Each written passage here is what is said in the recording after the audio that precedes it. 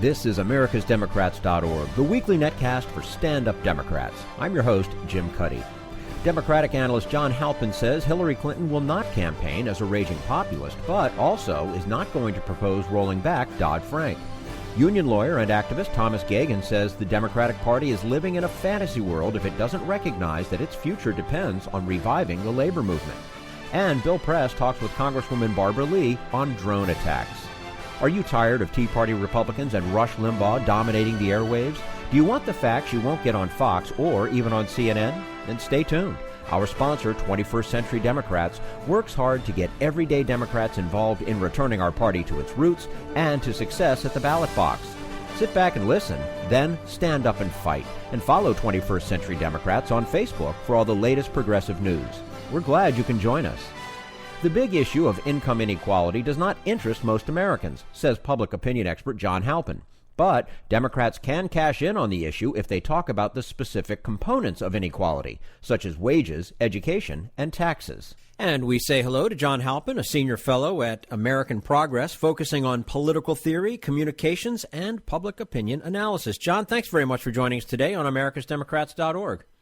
I appreciate it. Thanks for having me. Absolutely. So where do you think Hillary Clinton is, or perhaps will eventually come down, on the issues of income inequality and the power of Wall Street? Secretary Clinton's been pretty clear that income inequality is an animating theme for her. She's talked about it in multiple speeches over the past 2 years or so. She talks a lot about opportunity for the middle class and the working classes. She mentions the detrimental effect of concentrated income at the top on democracy, on opportunity. I think it's a powerful theme for her. I think she historically has talked about it. On issues of Wall Street power, you know, she's not going to be a raging populist. That's not in her nature, but she's been pretty consistent on this over the past year or so, that she's not going to water down Dodd-Frank. She's opposed to weakening financial regulations. So I think as president, should she become president, she's not going to be the most populist person, but she's not going to walk things back.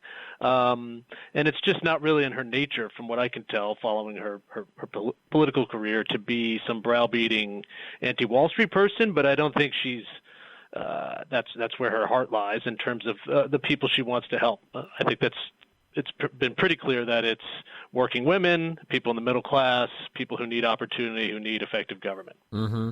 Now, conventional wisdom says that Clinton will be a better candidate if she is opposed in Democratic primaries. A, do you agree? And if so, if the conventional wisdom is correct, who should that opponent be? I mean, in general, in American democracy, you should have, voters should have choices, and I think it's important in primaries for there to be actual choices. At this stage, looking at the Democratic field, there aren't any strong additional challengers. I think my governor, I live in Maryland, Martin O'Malley, ex-governor, appears to be running, but he's polling at around 1% now. That can change, but it's pretty small. There's a lot of talk about Senator Warren, who I love, and I think she would be a great presidential candidate, but she's steadfastly maintained that she's not running. So right now, there's nobody else who's really running. And, you know, it can dull your political senses if you are unopposed and you don't get challenged or you stay in a bubble for a year. I think the challenge for her campaign, should she basically remain unopposed, is to get out of that bubble and to probably focus on engaging with all of her critics on the right so that her senses are sharp. She's ready to deal with the media who's coming after her. There are many ways to keep yourself politically ready for the general election outside of being challenged in a primary, which doesn't look like it's going to happen at this point. Yeah. We're speaking with John Halpin, senior fellow at American Progress. You mentioned Elizabeth Warren, and I'm not wholly convinced that she's, even though she insists she's not going to run. I can't imagine she's not. What is your assessment of Elizabeth Warren, both from an ideological viewpoint and as a potential threat to Hillary Clinton? Yeah, I mean, from an ideological viewpoint, I think she's fantastic. I mean, one of the first projects I worked on here at CAP was with with Senator Warren, who was then a professor at Harvard, on consumer debt issues. And, back then even she was able to galvanize an audience by crystallizing a whole set of concerns that are putting pressures and squeezing the middle class. So it's always been powerful and refreshing to watch her distill an issue and get people behind it and make people focus on it. I think she's doing a tremendous job in the Senate doing that. I mean, I think the Democrats actually are doing much better by having her in a higher position of leadership within the Senate and helping to define what the party's about. As a potential threat to Clinton, I mean, were she to run and to run seriously, I think it would be an interesting race for sure. I don't know, right now she doesn't poll as well as I think Vice President Biden does against Hillary, but it's fairly meaningless because no one else is announced. She's not announced. Were she to become a serious candidate, I'm sure she'd put up a good fight, but I think it would, there's a lot of support for Secretary Clinton that's probably would remain solid regardless of how much people love, Senator Warren. Mm-hmm. So I think from the point of view of the Democrats, it's great to have her in the Senate, and we need to have her there. And we need, if you're a populist, you want her leading things rather than someone like Chuck Schumer, possibly. If you want stuff on financial reform done, if you want to deal with the trade issues, other things like that, you need powerful, clear voices in the Senate. And I think that's been lacking in many cases. So I think what you want is a Democratic presidency and a more populist, stronger Democratic Senate.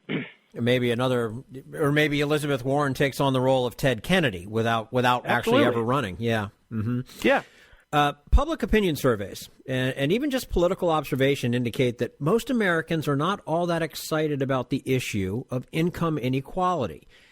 Is it a matter of progressives not framing the issue correctly as a middle class problem?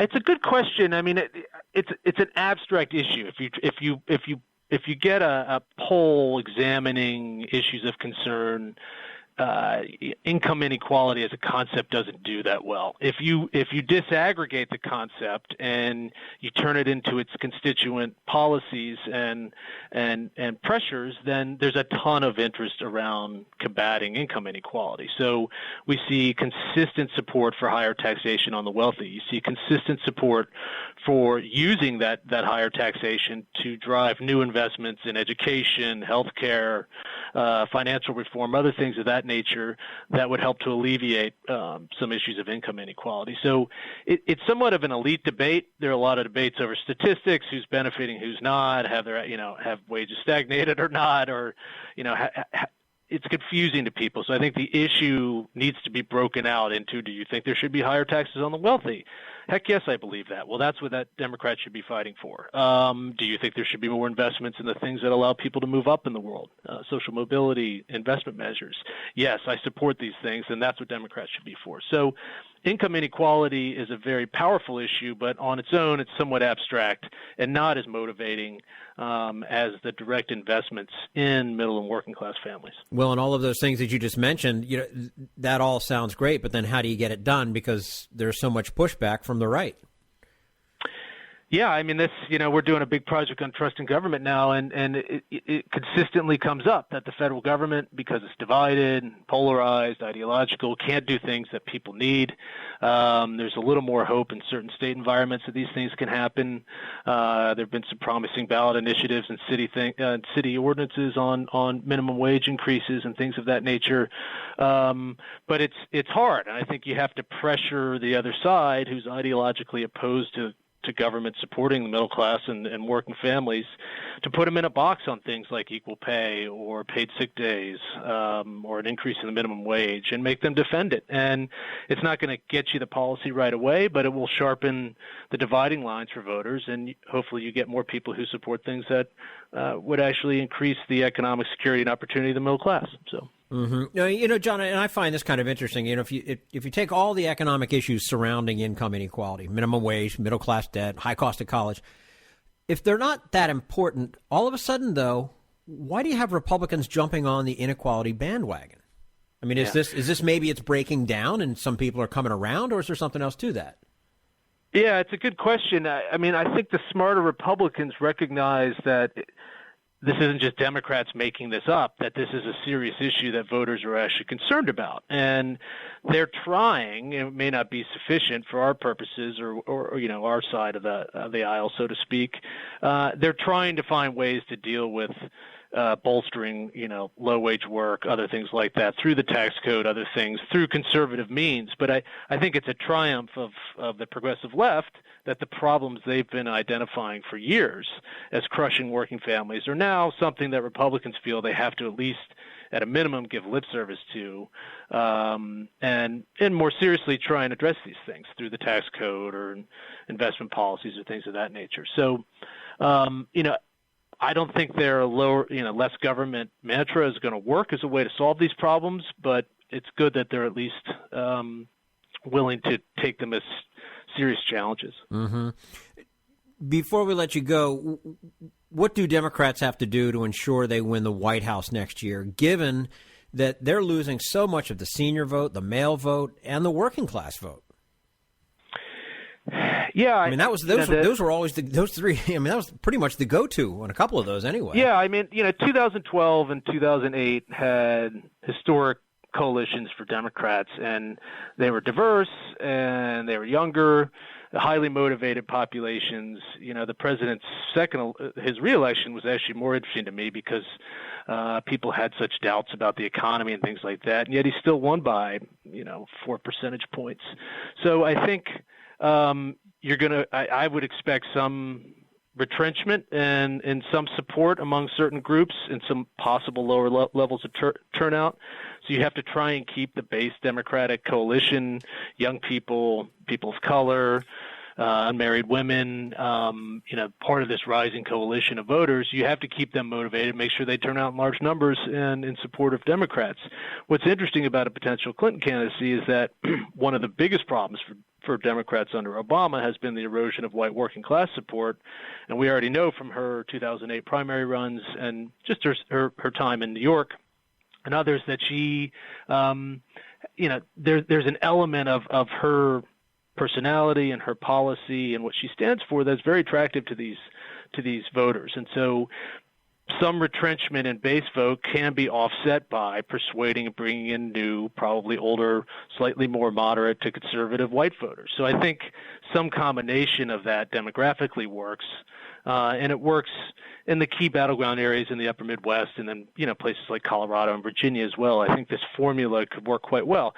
And keep in mind that the Republicans have a much harder demographic challenge. They have to find ways to cut into particularly communities of color through policies or personal outreach. It's just not happening. So they can't maximize the percentage of the white vote really much more than they already have in the past couple of election cycles and expect to win. They're going to have to attract a more diverse voting base. And right now, I would bank that the Democrats are doing a better job of addressing their strategic needs than Republicans are. Okay. John Halpin, Senior Fellow at American Progress, joining us today on americasdemocrats.org. John, thank you so much for your time with us. We appreciate it and look forward to having you back again soon. Sounds great. Thanks a lot. You're quite welcome. And this is americasdemocrats.org, the weekly netcast for stand-up Democrats.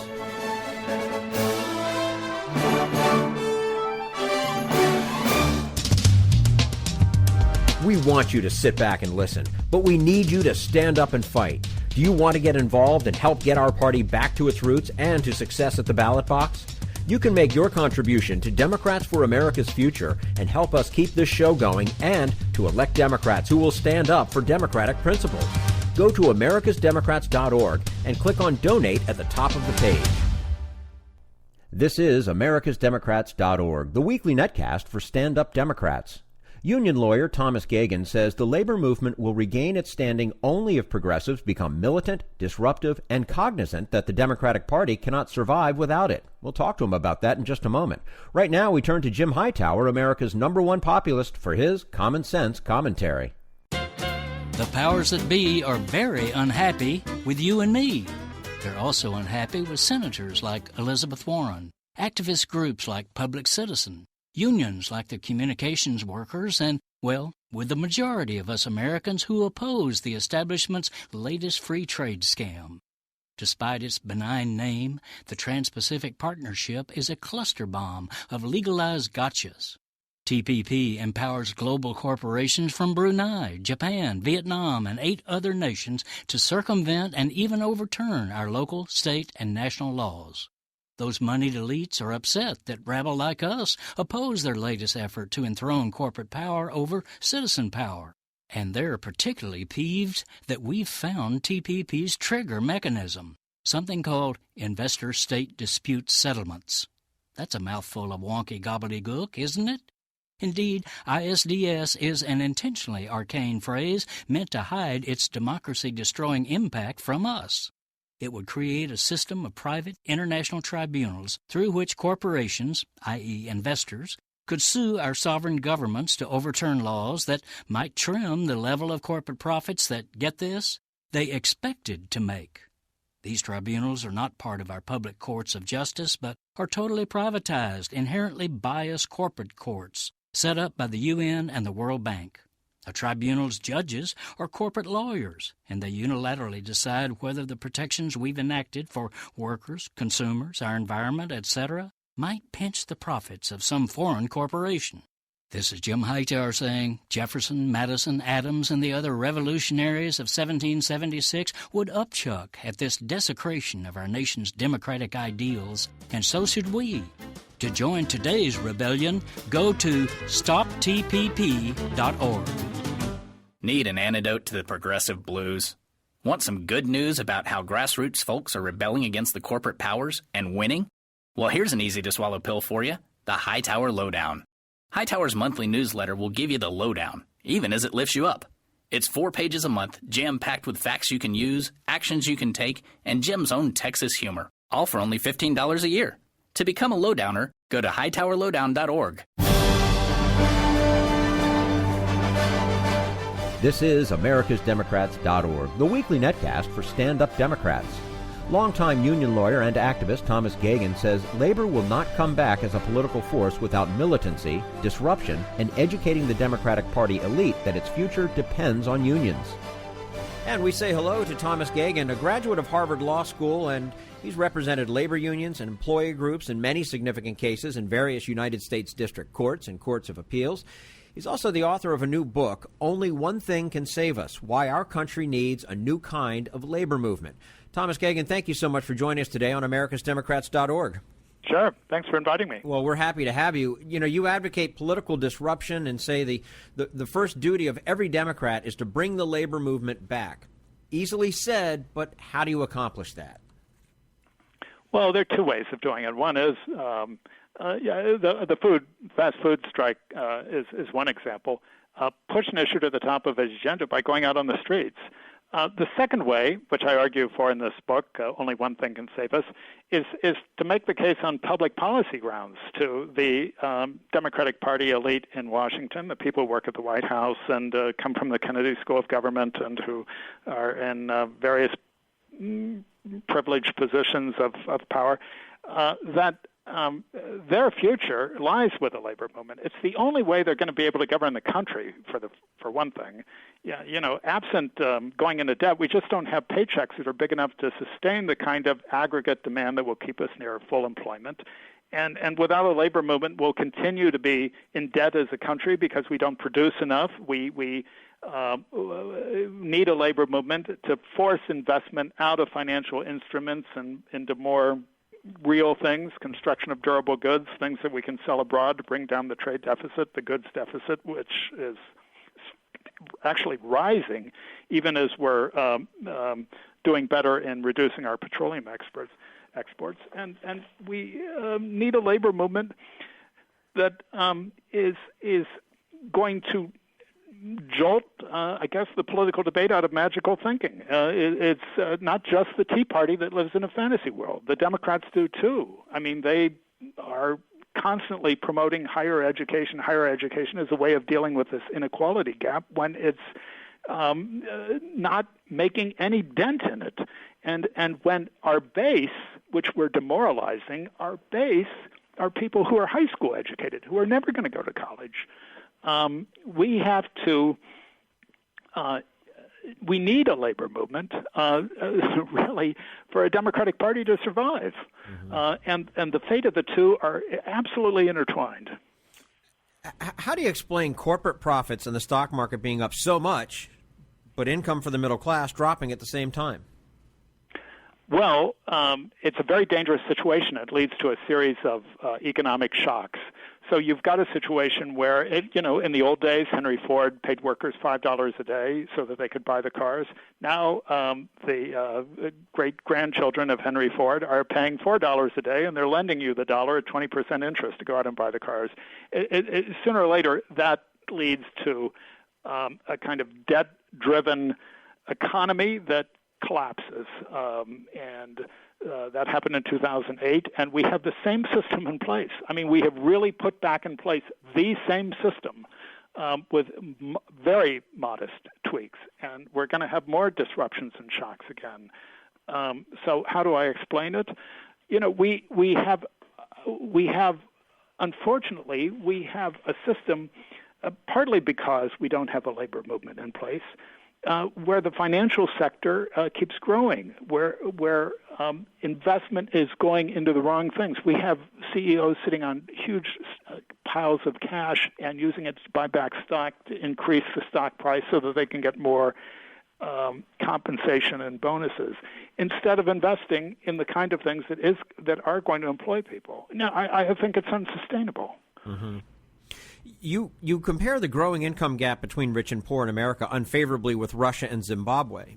First of all, is that a fair comparison? And secondly, I compare it somewhat favorably, but it's getting worse than that.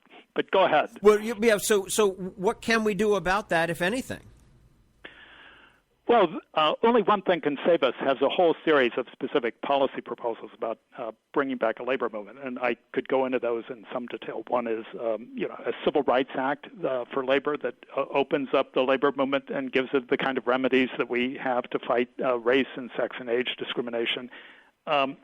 Arguing, as I did in a prior program here, for the fact that we need to have a union movement that is able to go in and bargain, even if it's representing 30% or 40% of the workers, arguing that we need much more disruption. Remember, the first thing that I said was that before I got to the public policy argument for bringing back a labor movement, is that we need to get the attention of the Democratic Party and get it behind a labor movement by disruption. That's what the fast food strikes did partially. More of that is needed. Chicago Teachers Union strike, which I was involved in and described in this book, Only One Thing Can Save Us, was a kind of a paradigm of a strike by the really radical parts of the labor movement today, which are actually the caregivers, teachers, nurses, against a Democratic mayor and against a kind of neoliberal agenda that too many people in the Democratic Party have bought, and that was challenged in a very open way, and I think very successfully. More of that has to happen to get the Democratic Party to declare itself as a labor party for working people, yes, even for high school educated people who don't go to college, despite the lectures that Democratic leaders from Dukakis up to Obama have been giving us over the years. That's what we need to change. We were speaking with Thomas Geoghegan, and he's the author of a new book, Only One Thing Can Save Us, Why Our Country Needs a New Kind of Labor Movement. Some states are increasing the minimum wage, and some are rolling back union protections. Are these happening in the same places, and are states the real battleground? Well, the states have been moving towards right-to-work laws. You see that in a so-called pro-union or even blue state like Michigan. And that's creating a financial crisis for labor. And it's why we have to get out of, I believe, this model of where labor can only represent people when it's exclusive representative, which is a majority vote, 50% plus one of all workers after election that is adjudicated by a single federal agency in Washington, D.C. We have to organize and let people represent themselves the way they do in just about every other country in the world. Go in and have labor unions sit down and say, here's the people we do represent. Here's what we're going to do if you don't give us higher wages or a works council or an opportunity to have more vacation time. We're going to disrupt. We're going to walk out next week or the week after that. Not in such a way that you can replace us, but in such a way that we might be out for an afternoon or just for a day and back again. That kind of militancy has to come back. It's not going to happen given the gridlock in our political system through electoral change. It's not going to happen by going out and raising more money for liberal Democrats or even kind of transformative Democrats. It's not going to happen at the ballot box. You're not going to vote in a labor movement through elections. You're going to do it through two ways. Number one is partly first militancy and disruption, and second, you do have to educate. And I hate to be so elitist-oriented as to say this, but the elite, that it's in their interest, and I'm talking about the elite in the Democratic Party, and that it's in their interest to have a labor movement in place, partly to govern the country, partly to ensure their own election and remaining in office. That's what happened in the 1930s. You know, the elite had declared itself for the labor movement to some extent, even before labor militancy arose in the 1930s. You have the passage of the Norris-LaGuardia Act.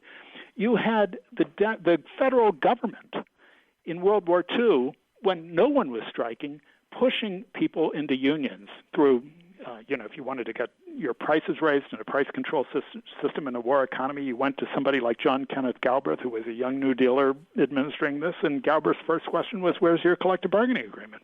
You know, to some extent, it's a matter of recognizing that bringing back the labor movement isn't 50% plus one in plan after plan. It's using the energy of the militant few to go out and disrupt, and it's using the power of the government to force people into unions. That's really how labor comes back in not just other countries of the world, but in the United States in our own history. What is the likelihood? It's not a popular thing to say, right, even on the left or on the right or on the center, but it happens to be true, and that's one of the reasons I wrote Only One Thing Can Save Us. What's the likelihood of U.S. corporations adopting European models where workers have a say in how to do the job and an actual management of the company? Well, zero unless they're pushed, and there are two ways they could be pushed.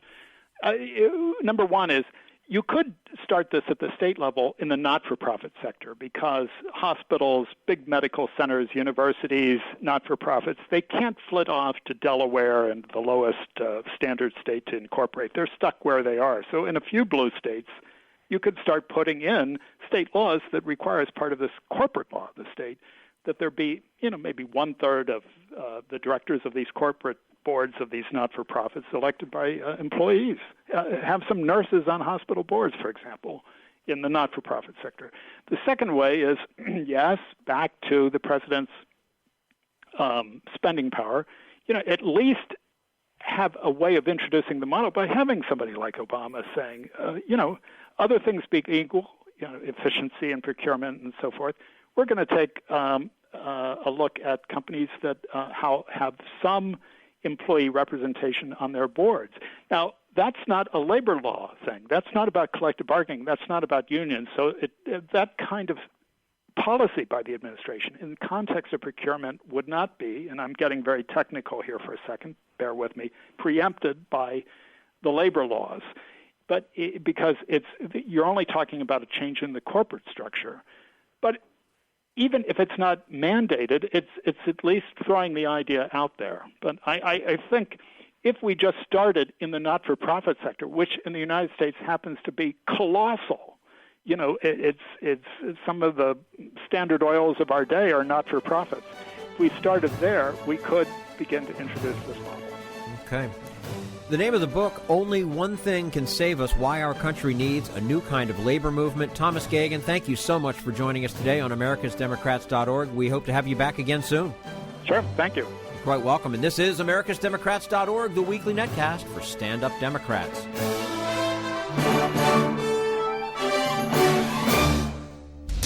We want you to sit back and listen, but we need you to stand up and fight. Help get our party back to its roots and to success at the ballot box. Make your contribution to Democrats for America's Future to keep this show on the air and help elect stand-up Democrats. Go to americasdemocrats.org and click on Donate at the top of the page. This is americasdemocrats.org, the weekly netcast for stand-up Democrats. And now, Bill Press and his guest, California Congresswoman Barbara Lee. I was a guest of President Hoffa last night at the Great Roosevelt Dinner here in Washington, D.C. at Union Station, where honors were given to this year's awards to Senator Elizabeth Warren, to Congressman Javier Becerra from California, a good friend of mine, and also to President Ed Hill of the International Brotherhood of Electrical Workers, the IBEW. And, of course, there in fine form last night was Congresswoman Barbara Lee from California, who joins us on our news line this morning. And the Congresswoman will also be one of the guests of the Bill Press Show at the White House Correspondents' Dinner tomorrow night. You are on the party circuit here, Congresswoman. Good morning. Let me tell you, Bill, I don't have time, quite frankly, to do much fun stuff in D.C. or at home. So I'm really looking forward to this. This is probably one of the first events that I'm really looking forward to in just terms of just having fun. Gosh. Yeah, well, thank you. Well, everybody wants to know, who are you wearing? Oh, God. Listen, I have to tell you, I was elected to the legislature in 1990, Congress in 98. No one has ever asked me that question. So this is historic for me. Well, but I do have to tell you one thing. I have a recycled dress. It's old. The fabric's from Ghana, West Africa. And it was designed in one way, and about 5 years ago, there's a great designer in Oakland named Vita Ambro. It's Shirley's design, so she recycles clothes. So she took the old design, upgraded it, and made a completely new design. And I've worn it several times, and I'm going to wear it on tomorrow night. Well, I've got to tell you, we're going to get a picture of that, and we'll tweet it out to the Bill Press Show audience. Yes, indeed, nationwide. Can't wait for that. So, Congresswoman, I know this is a Senate matter, not a House matter, but you must have been relieved yesterday to see Loretta Lynch confirmed as our next Attorney General. Historic moment, huh? I tell you, I actually went over to the Senate floor with several women. Oh, great. And we watched that vote take place. Oh. And it was wonderful. It was long overdue, but we can't stop here. I mean, she is a qualified, brilliant woman. And she's going to be a great Attorney General. But there's no way the Republicans should have held her hostage like this for over 160 days. All combined, Attorney Generals have never waited. In the past, have never waited this long. So that was really troubling. And there are many more confirmations that need to take place. What we learned is, like the judicial appointments haven't taken place. Mm-hmm. I think one senator told us 90% are still on hold. And so we have to insist that the senator allow this president, which every president has the opportunity to put forth his appointees and to get them confirmed as soon as possible. But it was a great day, and I felt very proud of her, as she's such a well-qualified woman. Absolutely. President Obama yesterday afternoon said that one of he saluted again her confirmation, finally, and he said one of the issues that he has asked her to work on is this issue of the lack of trust between so many communities and their police departments. We see this again now happening up in Baltimore, after North Charleston and Ferguson. And I know you've dealt with some of these issues in Oakland as well. Are we making any progress here? Let me tell you, but I've dealt with these issues in Oakland, not just recently, but since the late 60s and early 70s. The reason that the Black Panther Party formed was because of police misconduct and police brutality. And, so this is not new. African Americans, especially African American men, have been mistreated, killed. Unarmed men have been killed. Police brutality and misconduct, that's been around unfortunately, forever. And so I think the current Attorney General has done a great job. He came to Oakland, and we had a roundtable and talked with stakeholders, including young people, about this. And, yes, the trust has got to be built, and it's got to be built quickly, and we have to figure out how to do police reform and criminal justice reform. But you know what? Institutional racism and systemic and structural racism is so embedded in so many of our institutions that we have to talk about race and unconscious biases. We're not saying all police officers are racist, but there are just some biases in the institution and in everyone's subconscious that leads to these kind of behaviors. And so we've got to stop this, and there've got to be consequences when you kill unarmed people, black men, and anyone else. And everyone has to realize Black Lives Matter. Is training a big part of it, and also maybe recruitment of minority officers? Absolutely. And it's got to be more than just basic training. It's got to be racial sensitivity training. I know in Oakland for many years, the majority of police officers lived right outside of Oakland in the Central Valley, like in Tracy and Stockton, and and then would come in and then go back out to work. Yeah. And so, no contact with the community, no understanding of the culture, of the background, of what's taking place in a systemic way. Police officers need that kind of comprehensive training that includes racial sensitivity training, because otherwise the same old behaviors will continue to occur until you break those up. And I have to just say, like I said at the roundtable with the Attorney General, police officers are trained and hired to protect the public. We need police officers. We need public safety officers. And so we're not condemning or saying all police officers are like this, but I think the police officers need to join forces with young people, especially African-American young people, and try to find out how to build that trust. And finally, I'll just say the street heat, the marches, the protests, 50 years ago, that's how the Civil Rights Act got passed, Selma. That's how young people then, including our great warrior, John Lewis, they were beat up, they were harassed and attacked by dogs, by state troopers, by police. And it was the mass movement of people. It was, as I say, the street heat that got the Civil Rights Act passed, Voting Rights Act passed, but also the Great Society programs such as higher ed, food stamps, Medicaid, Medicare. This is 50 years after the enactment of the Great Society programs, too. And it was young people who forced that change. Yep, so those protests can really make a difference. And they've got to be peaceful. Dr. King showed us once again, they've got to be peaceful. Yeah, and what we've seen up in Baltimore, for example, I think is very exemplary. The protests there have been a lot of people out and no troubles. That's right. At all. That's right. And I'm very pleased to see this. I hope this takes place everywhere in the country, really. Congresswoman Barbara Lee, our guest, representing California's 13th congressional district.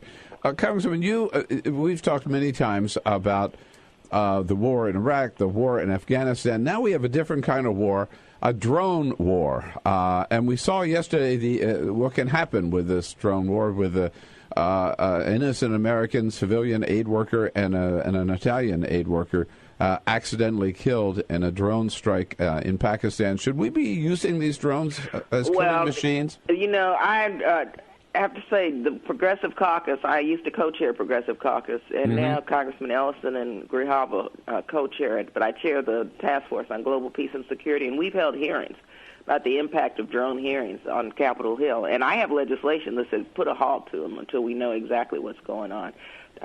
The danger is exactly the terrible consequences, could be the terrible consequence of what we just seen. We don't know how many Yemenis and other civilians have been killed. That was part of what we were looking for in the hearing.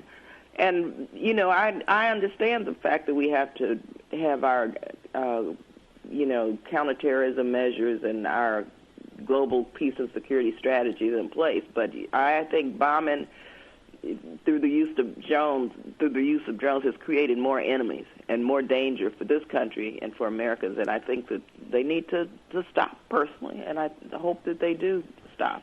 And also, the intelligence we learned right yesterday. No matter how many hundreds of hours of surveillance, the intelligence is faulty. Intelligence can always be faulty and flawed, and that's the danger. And we don't know what's taking place. And again, it's been a program that, for obvious reasons, has been very secretive and classified, and so we don't know. And I hope that they find other ways to address national security issues other than the use of drones, because I think that it's causing more difficulty and more harm than good. Well, one final question for you. I know the president has been on the phone. A couple of members have told me that they've gotten calls from the president about the TPP. He wants their vote for his fast-track authority. Have you gotten a call, and where do you stand on the I fast doubt if track? I'm going to call on that. And I think this president has been a great president. I actually was the first member of the California delegation to endorse him, so from day one. And I helped him when he ran for the Senate, so I've been very supportive of President Obama. And I'm not, when my vote is TPP going to pass. Actually, I think it's a bad trade policy. I support fair and free trade. This is not. And I believe that right now it's an uphill battle for them. I'm not only opposing it and going to vote no, I am helping what we call whip the bill so we can defeat it. And I'm working every day with my colleagues, including who's leading this effort, Congresswoman Rosa DeLauro, to defeat it. And so we hope it doesn't pass. I think it needs to be taken off of the table if there are not enough votes, and a new trade policy that's transparent, that protects workers' rights, the environment, that really does create jobs in America. A trade bill that makes sense for our working men and women, then I would support it. But let me tell you, communities of color bill, and looking at this and working on this, have disproportionately been impacted by, for instance, NAFTA, where you had 35% people who lost their jobs were people of color, and then it took, from what I remember now, the numbers show us about 3 years to get a job, and then those jobs were 30% lower than what they were making when they were paid before NAFTA. All right. Well, you're out in front on that. Rosa DeLauro told me last night that she thinks that you guys are going to be able to kill it in the House. Hope she's right. Congresswoman, we'll see you tomorrow night. Get your dancing shoes on. I look forward to seeing you. All right. Thanks for joining us today, Congresswoman Barbara Lee. That's all for americasdemocrats.org. Thank you to all who made today's show possible. John Halpin, Thomas Geoghegan, and the entire Bill Press team. And thank you for listening. If you liked what you heard, please get involved in our efforts to keep this show going and to elect Democrats who are bringing the party back to its roots. Go to americasdemocrats.org and click on Donate at the top of the page. And be sure to find 21st Century Democrats on Facebook. For americasdemocrats.org, I'm your host, Jim Cuddy.